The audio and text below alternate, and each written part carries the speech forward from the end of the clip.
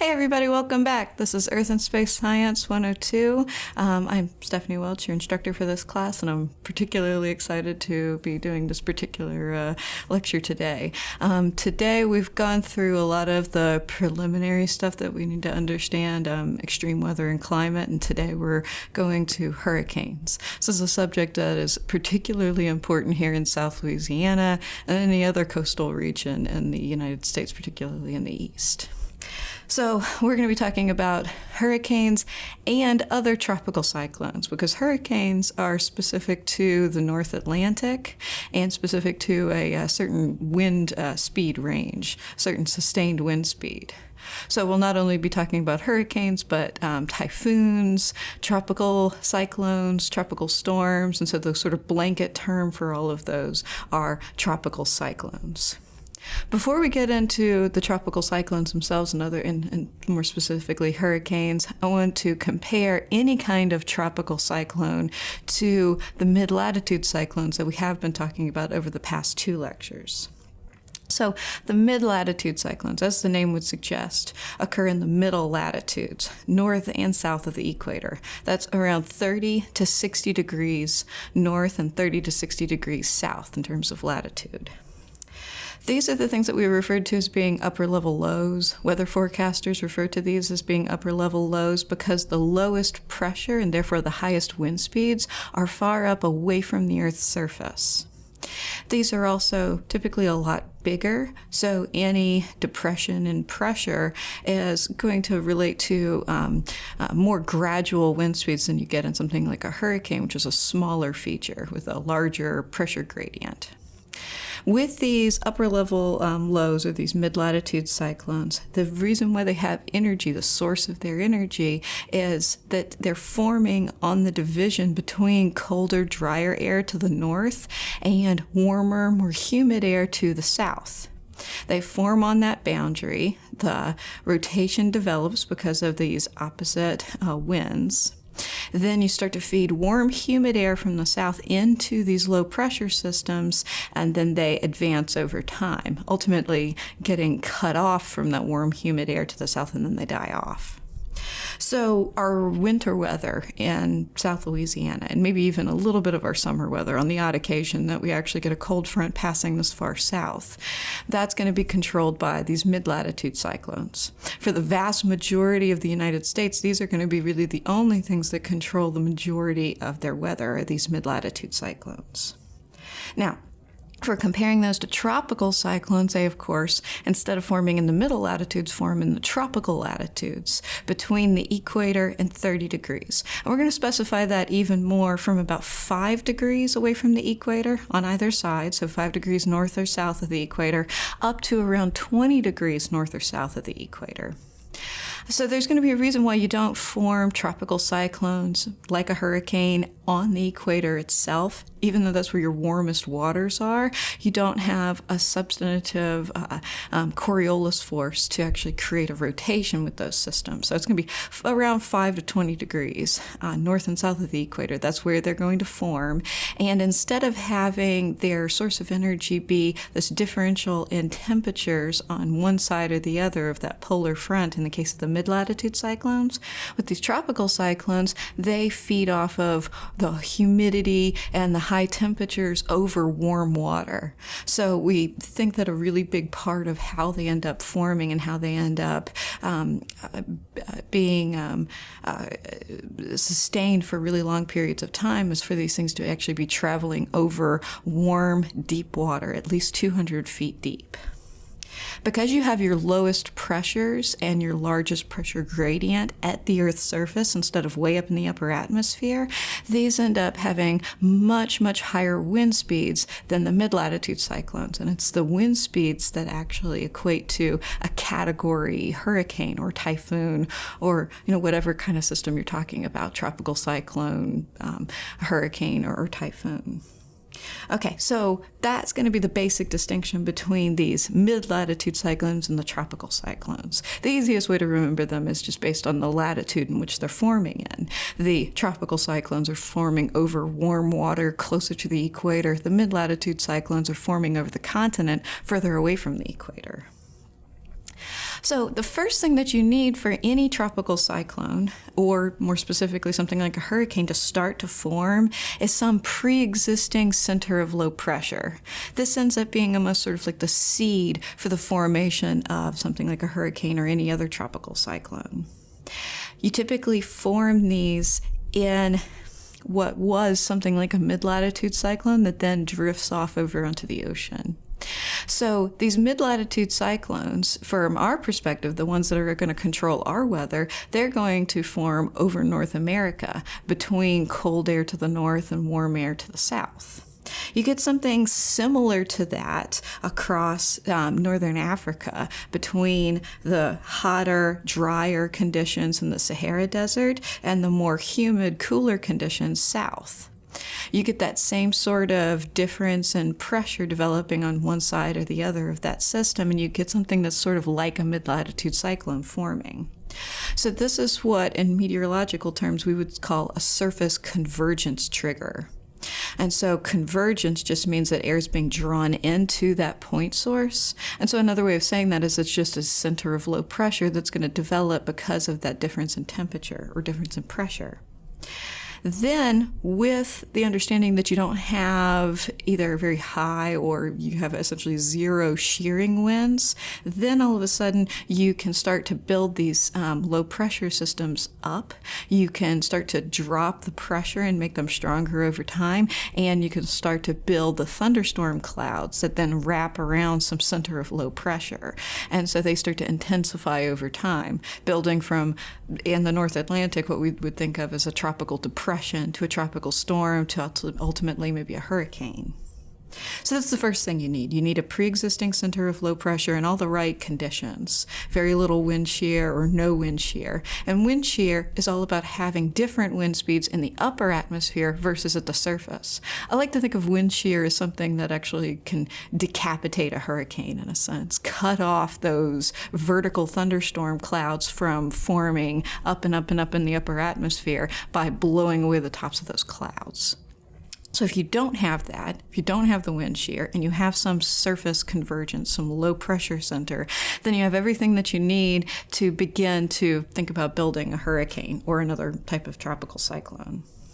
The second thing you need is warm water, deep warm water, at least 80 degrees Fahrenheit on the surface. So if you have sea surface temperatures of about 80 degrees Fahrenheit, that's going to constrain where you can form something like a hurricane to particular points on the Earth's surface and particular times of year if you're in the northern hemisphere.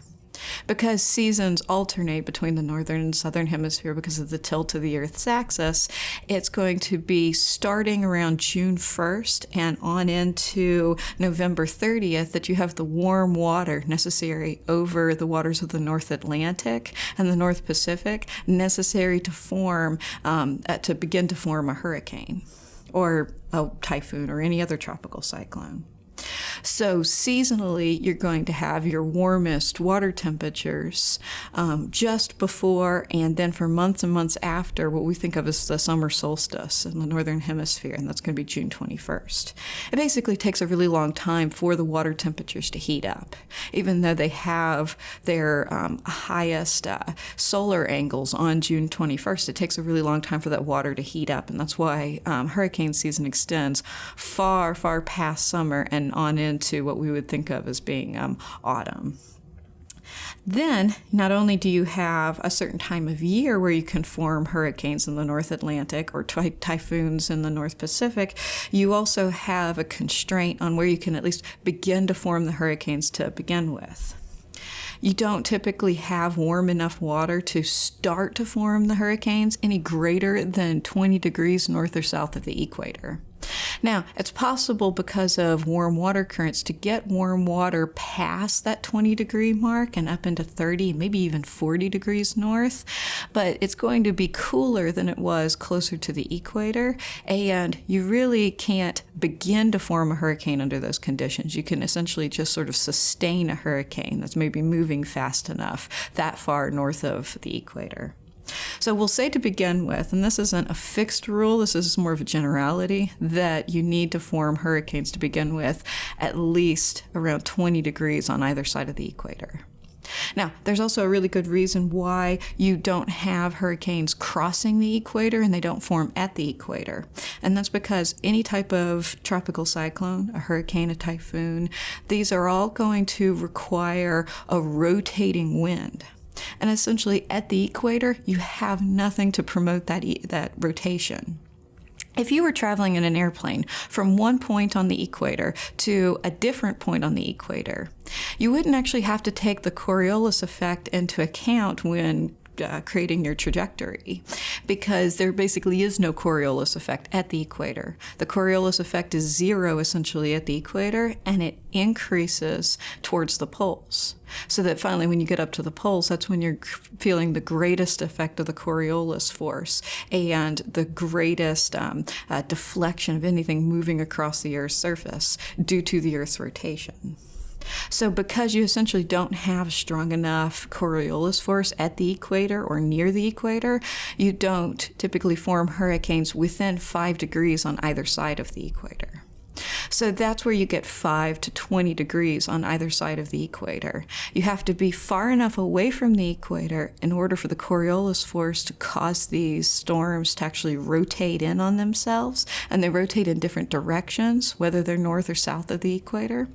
So that's where the 5 degrees comes from. And then you're sort of capped at around 20 degrees as having warm enough water to actually promote a hurricane to form to begin with. So given all of these things, given some pre-existing center of low pressure, no wind shear, warm enough water temperatures, and enough of a Coriolis force to get these storms to begin to wrap in on themselves, you have everything that you need to start to build a hurricane. So what you have in the beginning is some small line of thunderstorms that begins to wrap around a center of low pressure. And it's the actual process of forming those thunderstorms to form each one of those individual vertical clouds that helps to strengthen the storm and to deliver more heat into the system. One of the big overarching themes in meteorology is that heat is driving all of this bad weather. All of what we think of as severe weather is really just a manifestation of heat acting in a certain way on the surface of the Earth. How you form a mid-latitude cyclone is to have the heat drawn into the center of low pressure and dropping the low.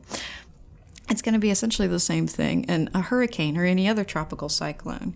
You have these thunderstorms that pop up and form because you're over the warm water. They begin to rotate because of the Coriolis force, and part of what feeds the storm is continuing to form these thunderstorms straight up into the upper atmosphere. Now, each one of these thunderstorms can wrap entirely around the center of low pressure. And I think this is a particularly good image that shows you each one of these bands of thunderstorms with the strongest, tallest bands of thunderstorms, the biggest supercells in a sense, tucked in really, really close to the eye of the storm. And then you have smaller supercells as you're going outwards into the fringes of this hurricane. So this is one of the things that makes a hurricane so much more dangerous than something like a mid-latitude cyclone. In a mid-latitude cyclone, it's basically just along the cold front, just along one arm of that system that you begin to form severe thunderstorms.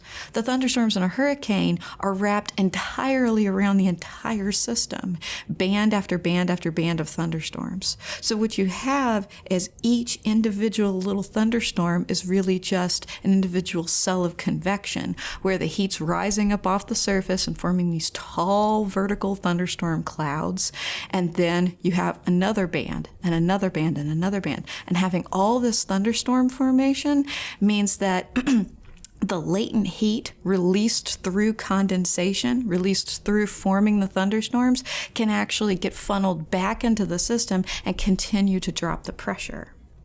Now, the ultimate center of convergence is, of course, the very, very inside of the system, actually right at the outer part of the eye. So the eye wall is where all of the air is actually funneling upwards along this eye wall and then spiraling out in the upper atmosphere. So it's one big center of convergence, one big convective cell, and then on top of that, each one of these thunderstorms is a big convective cell.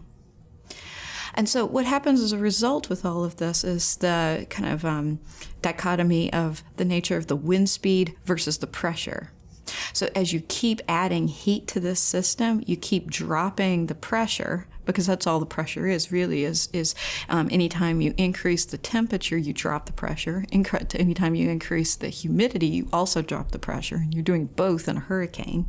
So you continue to drop the pressure at the very center. And because you build a bigger and bigger and bigger gradient from the outside of the storm to the inside of the storm, your wind speeds increase from the outside in, and your pressure decreases from the outside in. It's very important to remember that the only reason why wind exists at all is because of differences in pressure. And all a hurricane is an extremely low center of pressure, causing the wind speeds to move very, very fast and to spiral inward extremely fast. For a Category 5 hurricane, that's upwards of 156 miles per hour. Now, as these systems move over deep, warm water, again, you're increasing the amount of heat and humidity that's feeding into the storm, which then drops the pressure. And part of that is the heat related to condensation, the latent heat that's released from the water molecule as it transitions from a gaseous state to a liquid state. So this is something we talked about on the very, very first day of this class, or the very first one of these video lectures for this class, is the idea that in latent heat, evaporation is a cooling process. Condensation, which is taking place in each one of those clouds, is a warming process. In order to take that gas, that water vapor, and turn it into a liquid or solid in these clouds, you're releasing some of that heat back into the system. So in a sense, that's a twofold source of energy for these hurricanes. Not only do you have all this heat and humidity on top of the water in which these hurricanes are moving, you also have the heat that is being released from the water molecule as the storm clouds begin to form.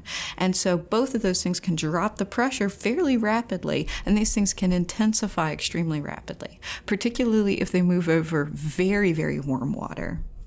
As a kind of quick aside, one of the big things that happened in the 2005 hurricane season that everybody remembers because of Hurricane Rita and Hurricane Katrina, those two storms both traveled over the Gulf of Mexico and on top of a tiny little part of the overall Gulf Stream current called the loop current. It's this extremely deep, warm water, and as soon as those hurricanes moved over that very, very hot water in the Gulf of Mexico, they rapidly, rapidly intensified. From hurricanes that you didn't really think were going to do all that much damage, Category 1, Category 2 hurricanes, to Cat 5 hurricanes. So it's the hot water and the water vapor and all of the heat that's over the water that is funneling into these systems, causing them to form, causing more condensation to take place, which then adds more heat to the system. The more heat you add to the system, the more the pressure drops, the faster the wind speeds are going to move. And that's what makes a hurricane a hurricane. So what you ultimately end up with in a well-formed hurricane is something with a very, very distinct eye. And we'll talk about that eye a little more in just a second here. The eye is this very, very weird little, point where you have a little bit of air moving down from the upper atmosphere and diverging on the surface. So it's a little glimpse of high pressure in the center of these systems. That eye is surrounded by the eye wall, where you have your tallest overall vertical thunderstorm clouds, your cumulonimbus clouds, and your spiraling upwards column of air. And as long as the thunderstorms are wrapping entirely around this, then it's going to continue to intensify, and the pressure is going to continue to drop, and the wind speeds are going to continue to increase and increase. Now, the only thing that can actually kill off a hurricane or any other tropical cyclone is to be cut off from its energy source. And its energy source is the warm, humid air over the deep, warm water out in the ocean. So as soon as it moves on to shallow water, you often see hurricanes decrease in intensity before they make landfall because they're moving over shallow water. Whenever they move over the land surface, even though the land surface might be hot during the day, it cools off rapidly at night, and there's no humidity coming from the land surface. So both of those things can be thought of as unplugging the hurricane from its energy source. Moving a hurricane over land rapidly decreases its intensity and category of how we might rank that system. Or the other thing that can happen as the hurricane is still over deep water is the effect that shear winds can play in these systems.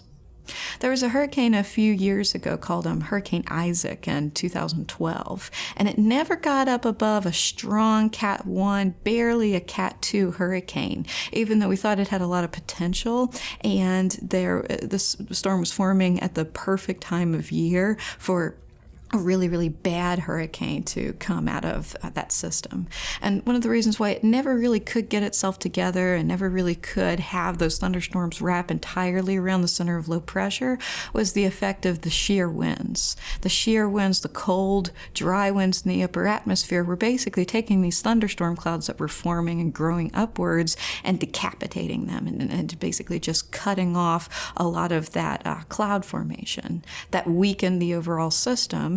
It weakened each one of those individual bands of thunderstorms, and it essentially didn't allow for that hurricane to really wrap in on itself very well. So it never really went anywhere. It was a system that dumped a lot of rain on South Louisiana and caused some damage, but nothing near Katrina or a Hurricane Rita kind of damage. And it was the effect of the shear winds before it made landfall. So all of these individual things can actually cause a hurricane to weaken over time and to ultimately die out. And for something like a hurricane or any of these meteorological features to die out, that means essentially you're just increasing the pressure and causing it to equilibrate with the pressure of the rest of the atmosphere. So it's sort of a non-entity. That's going to happen when these hurricanes move over land, move over cold water, move over shallow water, or experience shear winds. So the next thing I want to talk about a little bit is what is actually going to steer hurricanes and how forecast models are actually created that are going to analyze where a hurricane actually makes landfall.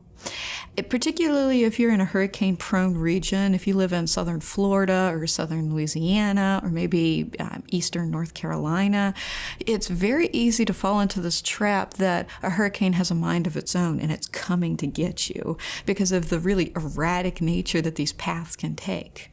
We recently had Hurricane Matthew that made this crazy little loop. It went up the eastern seaboard, it went up the coast of eastern Florida and south in North Carolina, and did this really crazy loop out in the Atlantic Ocean. And so when you see something like that happen, when you see these really crazy patterns, it makes it almost like you can't predict these things at all. But there are very routine factors at work that control the paths of these systems. Some of them are less routine, like in the case of Hurricane Matthew. Sometimes these are going to be more ephemeral centers of low and high pressure that are going to steer the paths of these hurricanes. If you're talking about just sort of the normal things that control the paths of these hurricanes, it's going to be what we call the prevailing winds in the second lecture of this class. The prevailing winds are these ever-present wind patterns that get set up by air moving from high to low pressure but being deflected because of the Coriolis force. In the lower latitudes, closer to the equator, so that's between 0 and 30 degrees, our prevailing wind that takes any kind of system out of the east and moves it towards the west is essentially an easterly wind. It's coming from the east, but it's called the trade winds. Now, that explains the path of most of these hurricanes that might start off the west coast of Africa. And that's a pretty common almost breeding ground for hurricanes. They begin to really intensify and get their act together off the west coast, off the Ivory Coast of Africa, and then move across the Atlantic. They never turn around and then make landfall on Africa. They always go across the Atlantic, where they either might get up into the Gulf of Mexico or right up the eastern seaboard, or just make sort of a low intensity U-turn out in the Atlantic and never bother anybody. Now, the reason why, again, they move from east to west at the lower latitudes is because they're being pushed by the trade winds. Now, once they get up above 30 degrees, then they're being pushed by the westerlies. That's the prevailing wind between 30 and 60 degrees. So after, let's say, Hurricane Katrina made landfall on our coastline in Louisiana, Hurricane Katrina crossed over that 30-degree latitude and then started moving off towards the east, being pushed by these westerlies, by a wind coming out of the west. And so the basic sort of U-turn that a lot of these hurricanes make once they cross 30 degrees north latitude is very, very typical. And sometimes that ends up being really, really good for us. If these hurricanes stay far out in the Atlantic, then they make that kind of completely harmless U-turn out in the Atlantic and they never bother anybody. But once a hurricane gets into the Gulf of Mexico, it essentially has to make landfall somewhere. Even if they then move off over into the east, they're eventually going to make landfall somewhere, whether it's western Florida or the panhandle of Florida or Louisiana. That's going to depend more on these more ephemeral centers of low and high pressure. Now, you also have to take into account with the paths of these hurricanes where the warm and cold water is.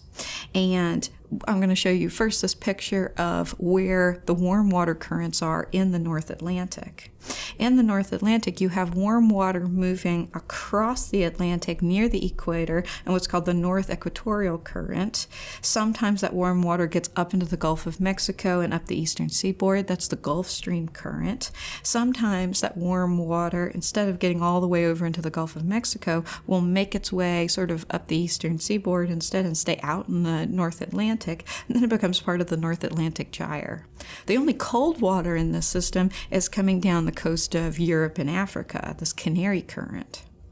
So warm water moves from the poles to the north and it stays up kind of towards the surface. Cold air comes from the north, moving down toward the equator where it then sinks because it's more dense. And wherever the warm water is, that is where the hurricanes, as long as they've formed to begin with, can move further and further and further north and essentially feed off of that warm water.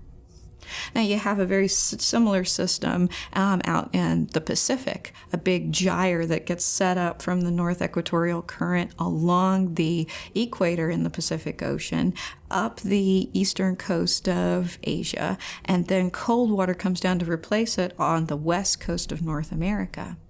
So in the Pacific, you have these same systems essentially forming, and they can be just as bad, if not worse, than hurricanes in the North Atlantic. We just refer to them as being typhoons. They just essentially just have a different name. In the North Atlantic, these things are called hurricanes if they reach a particular wind speed. And if you're in the southern oceans, if you're south of the equator, like in the South Pacific, for instance, they're called tropical cyclones. So essentially just a whole bunch of names for a bunch of these same systems in a sense. I also have this picture I really want to show you that shows many 25 years worth of hurricane paths all laid out on a single picture of the world. And you can see where these things form, where these hurricanes and typhoons and other types of tropical cyclones initially form, and then where they move to. And their paths, broadly speaking, are very, very predictable because they're pushed by the trade winds and then eventually the westerlies. And so you see path after path after path in the North Atlantic, kind of harmlessly taking these things and U-turning them out into the Atlantic, sometimes getting up into the Gulf of Mexico where they ultimately have to make landfall. Some of these systems just ride up the eastern seaboard and do a lot of damage. And you have very similar systems out in the Western Pacific, except we're just calling them typhoons. In the Eastern Pacific, closer to North America, you have hurricanes as well forming, but very few of them end up being very, very dangerous because you typically have cold water moving down the western seaboard. Every once in a while you'll get a pretty well-formed hurricane out in the Eastern Pacific, but you don't usually have as high wind speeds and as low pressures as you do in the area dominated by the typhoons in the western part of the Pacific and in the western Atlantic Ocean. Then finally, particularly in the Indian Ocean and the southern Pacific Ocean, you have tropical cyclones forming that will make landfall occasionally in places like southern Africa and Australia. So typhoons, hurricanes, and cyclones, just essentially names for these systems that are going to be specific to the location in which they ultimately form and make landfall. The only big difference that you could really point out is that everything that's north of the equator is going to have a counterclockwise rotation, and everything that's south of the equator has a clockwise rotation. And that's, again, the effect of the Coriolis force causing these things to rotate in different directions depending on which hemisphere you're in. The next thing that we're going to talk about as part of this subject on tropical cyclones, and specifically hurricanes, are the actual damaging aspects of these systems. Everybody likes to think back to wind speed, and certainly that is the reason why we have a classification scheme for these systems. Our rationale, the variable in which we construct a classification scheme is all based on wind speed. But as we'll see, it's not only wind speed that can cause a lot of damage with these hurricanes. And maybe even in terms of wind speed, it's not always exactly what you would expect. It's not uniform throughout the entire hurricane. So the first of these damaging aspects of hurricanes that we're going to talk about are the high winds, specifically the high winds on the eastern side of the storm. You've probably heard it, if you're from South Louisiana, you've probably heard it your whole life, that you don't want to be on the east side of the storm. If the storm makes landfall near New Orleans, then you don't want to be east of that. You don't want to be on maybe the Mississippi coast. If the storm makes landfall near Homa, then you don't want to be in New Orleans, and so on. Now, the reason for this, the reason why you don't want to be on the east side of the storm, is in part due to greater wind speeds on that side of the storm, but also the tendency of these storms to be wrapping around in that direction. And so this is typically where the brunt of the stronger thunderstorms are and more rain. It's also going to be on the east side of the storm. But it's also in part due to the increase in wind speeds on that side. And the reason for that is because on the east side of the storm, you're adding the overall sustained winds in the system to the speed in which it's making landfall. Essentially, if you have a really fast-moving hurricane, it's possible to increase the effective category of the storm by 1 or 2 based on the increase in the overall wind speeds that you're going to feel when you take into account the sustained winds and the speed in which it's making landfall. So in order to sort of unravel all of that, make a little bit more sense out of it, I have an example for you of a hurricane that's making landfall. It's probably, let's say, going to make landfall near Rhode Island or near Massachusetts. So this storm is traveling due north at 25 miles per hour. The overall sustained winds in the entire hurricane, if you were classifying it, would be 100 miles per hour. So that is not going to be specific to which side of the storm you're on. That's going to basically just be how the storm is classified as a storm with 100-mile-per-hour winds, or roughly a Category 2 hurricane. Now, if you're on the east side of the storm, because it's wrapping around itself counterclockwise, you have not only the sustained winds of the storm, that's 100 miles per hour, you also add to it the speed in which it's making landfall at 25 miles per hour. So the overall effect of that is to have what you would feel as 125 mile per hour winds. That's getting closer to a Category 3 hurricane. Now, if you were on the other side of the storm, if you were on the west side of the storm, because, again, it's rotating counterclockwise, the winds are actually moving in the opposite direction that the storm is making landfall. So you take your sustained wind speeds and you subtract the speed of the storm as it's making landfall, and you're only really feeling the effect of 75 mile per hour winds, or roughly almost on the barrier between a tropical storm and a weak Category 1 hurricane. So the speed of the storm and where it's making landfall is extremely important in determining the total amount of damage that you will actually see as the result of this landfalling hurricane. So that's only one aspect of the damaging winds in the system. The wind speed itself, the sustained wind speeds, are going to be influenced by the overall drop in pressure at the center, as we'll look back into in just a minute. Now, going on, there are a second and third of these things that we're going to consider to be damaging aspects of these hurricanes. This next one is extremely important for really low-lying places like South Louisiana, Southern Florida, the eastern edge of the United States, the eastern seaboard. All of these really, really sort of swampy, low-lying places are incredibly vulnerable to something called storm surge. So what a hurricane is actually capable of doing as it makes landfall is to take the high tide for that day. And as these things make landfall, high tide is reached for that day, and then water starts to stack up on the coastline on top of high tide. Not necessarily only the wind speeds and the pressure in the storm, but the actual size of the storm itself is thought to be important in pushing that water on shore.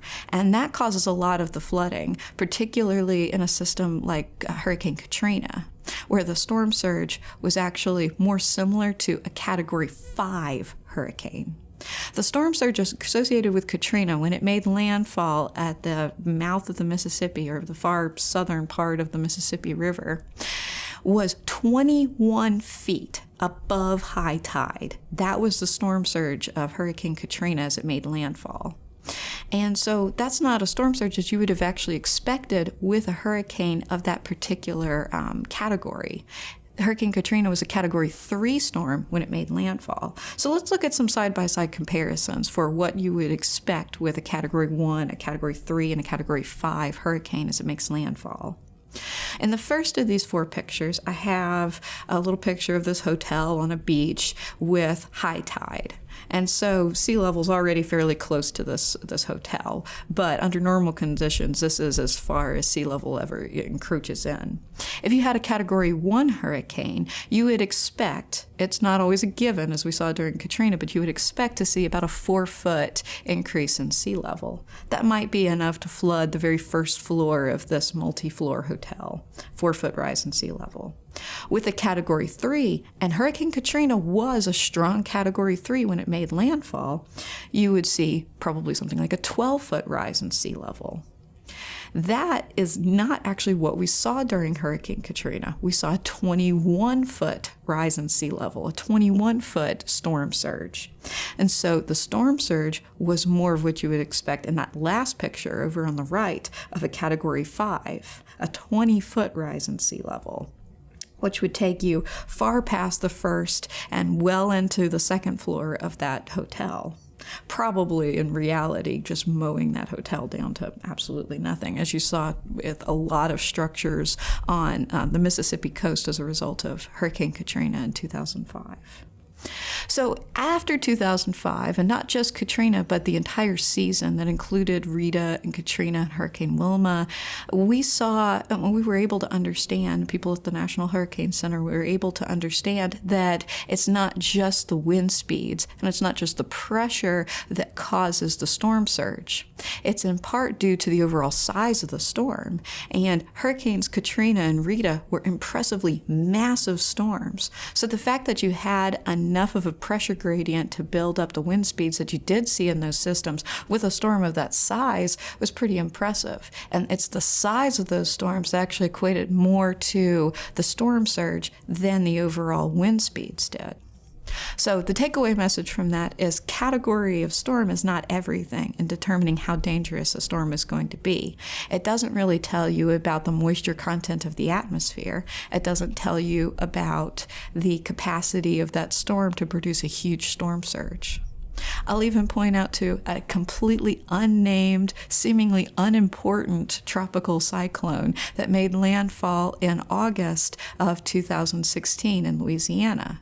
A lot of people that were in maybe Baton Rouge, around Denham Springs, around Baker at that time will definitely remember this event, even though it was a completely unnamed storm, because it dumped enough water on that area to max out the overall flood stage on the Amite River 5 feet above what had already historically been. So what the level of the Amite River historically was then topped by another 5 feet to produce all of the flooding in that region. And that was a completely unnamed storm. So again, can't stress this enough. The category of the storm is not everything. It doesn't tell you about the moisture content of the atmosphere, like that unnamed August storm of 2016. It also doesn't tell you about the capacity for the storm surge. And the storm surge, which was what led to the enormous death toll in Katrina. Now, on back from that rant there to the normal part of this lecture again, the third damaging aspect of hurricanes are tornadoes that can be spawned by these thunderstorms in the hurricanes, because it's really important to remember that each one of those thunderstorms are essentially little small supercells. Supercells are created by shear winds on the surface, and then that rotation gets uplifted into the thunderstorm. You only develop the really significant supercells that are capable of producing F5 tornadoes, typically as part of a mid-latitude cyclone. So it's rare to see extremely destructive tornadoes in a hurricane or spawned by a hurricane, but any tornado is destructive. You could have a landfalling Category 1 hurricane that nobody really takes seriously, and everybody thinks, okay, we're just going to kind of get out of school for the day or get out of work for the day, and it's going to be fine. And then it has the capacity to spawn maybe an F1 or an F2 tornado that will do major structural damage to your house. So that's the three damaging aspects of hurricanes, at least the ones that we're going to discuss, are the sustained winds plus the speed of the storm, the increase in wind speed on the eastern side of the storm, the storm surge itself, which was so destructive during Hurricane Katrina, and the capacity to spawn tornadoes. The next thing that I'm going to talk about is the scale in which we use to categorize hurricanes. It's referred to as the Saffir-Simpson scale, and compared to something like the Fujita scale for tornadoes, it's quite a bit more scientific. It's quite a bit more accurate, at least in terms of the variable in which you're constructing the scale out of, which is sustained wind speed. So that's all that the category of the storm ever really tells you. It tells you about the capacity to have damage based on the wind speed, not necessarily based on the moisture content of the atmosphere or the storm surge. So this is our scale for hurricanes in the North Atlantic, the Saffir-Simpson scale. There's a very similar 5-point scale for typhoons in the Pacific that we're not going to get into as far as being part of this class. So this is only for tropical cyclones in the North Atlantic, essentially tropical storms and hurricanes. And it's based on, and I can't stress this enough, sustained wind speeds and not wind gusts. It's also possible to double your wind speed in very ephemeral, short-lived gusts. But as far as the sustained wind speeds, that's going to actually, as the name would suggest, be sustained and be something that's going to keep at that particular level as that entire storm is making landfall. Now, I've constructed, because the tables out of the book were a little bit too detailed and gave you too many different variables in which to measure all of these things, I've given you the three variables that are important in determining the actual category, and that's the air pressure. The air pressure in millibars is what actually creates the winds. It's not what the scale is based off of, but it's the factor that's actually influencing how fast the winds are going to move, the overall pressure gradient, so the drop in air pressure and the size of the system. So you go from essentially having very similar, very slightly depressed pressures in a tropical depression and in a weak tropical storm to having pressures that are well below 1,000 millibars. Remember, 1,013.25 millibars was the sustained wind speed, and just your sort of like average sea level air pressure. So for a Category 1 hurricane, you have under 980 millibars of pressure, and for a strong Category 5, you can get all the way down to less than 920. At its strongest, Hurricane Katrina actually had exactly 920 millibars of air pressure at the center. How we know this, and we can determine things like the air pressure, the moisture content, the sustained winds, wind gusts, temperature, humidity. You can basically measure any variable you want to by sending out the hurricane hunters. They fly either at 5,000 feet above the surface, or for really strong storms, 10,000 feet above the surface, and they drop probes right into the middle of the storm, and they can basically measure any kind of criteria that you want. The biggest being sustained winds. So for the sustained winds for something like a tropical storm, it's anywhere from 39 to 73 mile per hour wind speeds. For a category 1, 74 to 95, and up and up and up until you get to a category 5 wind speed of greater than 155 mile per hour. Now, the last variable that I put over here on the right is not used to establish a scale for hurricanes. It's an expected storm surge that you would get with these pressures and wind speeds, but you also have to add in the effect of the size of the system. So for a category 3 hurricane, like Katrina was when it made landfall, you'd expect a 9 to 12 foot increase in sea level or storm surge. What we got was a 21 foot increase in sea level. So that was more like a category 5 storm surge and a category 3 storm. Just something very, very important to remember. I want to go ahead and show you all of these individual systems. The tropical depression, the tropical disturbance, they don't really look like much. They just look like a bunch of thunderstorms with no real organization to them. As you see up at the very top of this picture, up near the coast of California, you have the picture of the tropical storm. It's also really not really wrapping in on itself. There's a roughly distinguishable eye of the system, but you don't really see the thunderstorms wrapping entirely around that eye.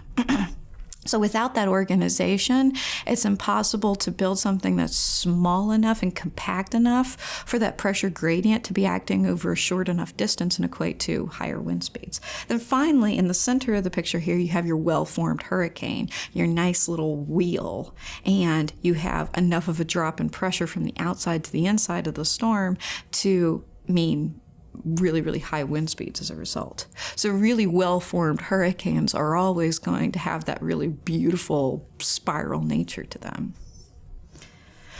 I want to take just a minute to talk about the history of naming hurricanes, because it's a very, very long and sort of interesting history. I'll talk about it in a very abbreviated way. In the early days, all of the really, really deadly hurricanes, at least most of the very, very deadly hurricanes of the United States history, have all been back in the very, very beginning of the 20th century and even earlier. Those storms, if you notice, are always named for the location in which they made landfall. The deadliest hurricane of all time for the United States was something called the Galveston hurricane of the year 1900. So they're named for the location in which they made landfall in the year. In the 1940s and into the 1950s, that was thought to have begun to be a little bit inadequate as a way of actually naming these systems. And so they briefly, for a 4-year period, went into this idea where they were going to name these systems based on a sort of militaristic alphabet, sort of Abel, Charlie, Baker, those kind of things. And then they rapidly switched from that to female names. So there was a good 15 to 20 year stretch in the 50s and into the 60s where hurricanes were given names. And there are really good reasons for naming something like a hurricane. It makes it very difficult to mix up one particular hurricane with another one that might have made landfall at the same area. But the fact that for that stretch of time they were only using female names is a little bit galling. You could kind of picture all of these men in the 1950s and 60s going, I really want to name one after my wife. That would be really, really fun, and you could imagine how Betsy and Camille might have gotten their names. Now, finally, starting in the late 60s on up into modern day, we are incorporating male and female names, and it's a 7-year rotating cycle. So if you have any hope of seeing your name embedded in that cycle somewhere, you basically have to hope that there was a hurricane that actually made a lot of destruction, and actually that name got removed, and then maybe your name might be in there. So the only hope that I have of seeing a Hurricane Stephanie up there is if there was a very, very strong hurricane starting with an S that made landfall and actually did quite an amount of destruction. And then that would get removed from the list, and 7 years later you would get a new name. So once a hurricane actually makes landfall and does a lot of damage, they remove that one from the cycle. There will never be another Hurricane Katrina, Hurricane Camille, Hurricane Matthew, Hurricane Isaac, any real landfalling hurricane with any amount of destruction. They just take that name out entirely. Now I want to look specifically into the case of Hurricane Katrina and its landfall in New Orleans and coastal Mississippi and the amount of destruction that it did.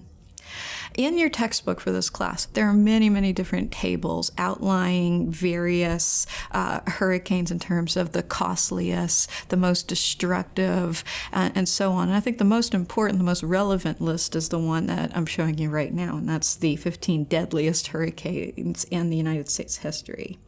What's particularly galling to me about this list is if you really scan through this list and look through it, the only at all recent hurricane on this list is number 4 on this list of the deadliest hurricanes of all time, and that's Hurricane Katrina.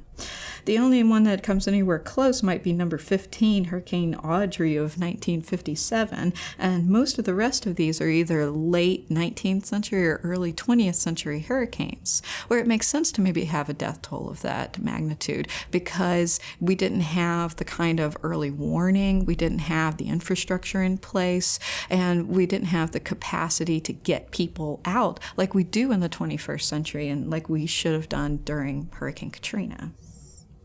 So Hurricane Katrina made landfall on August 29th, 2005 as a Hurricane Category 3 storm. And as a Category 3 storm, it had much lower pressure than you would expect, 920 millibars of pressure, and a much higher storm surge than you would expect.